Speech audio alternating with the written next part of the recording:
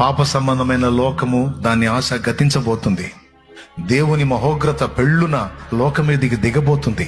ఆ ఉగ్రతలో నీవు నశించకుండా పరిశుద్ధులతో కలిసి నువ్వు ఎత్తబడాలంటే దేవుడు అనుగ్రహించే ఆ నిత్య జీవం, ఆ మహిమ ప్రపంచం, ఆ మహిమ కలిగిన లోకం, శాశ్వతమైన లోకం, నిజమైన లోకం, వాస్తవమైన లోకం, మరణము లేని లోకం, ఏడుపు లేని లోకం,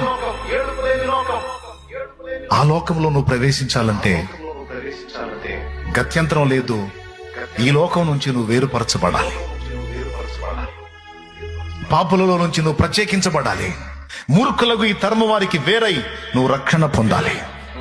మారు మనసు పొంది పాప క్షమాపణ నిమిత్తమై బాప్తిస్మం పొంది నువ్వు ప్రత్యేకించబడాలి, పరిశుద్ధపరచబడాలి. నువ్వు దేవునికి చెందిన వాడివి, చెందిన దానివి కావాలి. చేతులు జాచి పిలుస్తున్నాడు.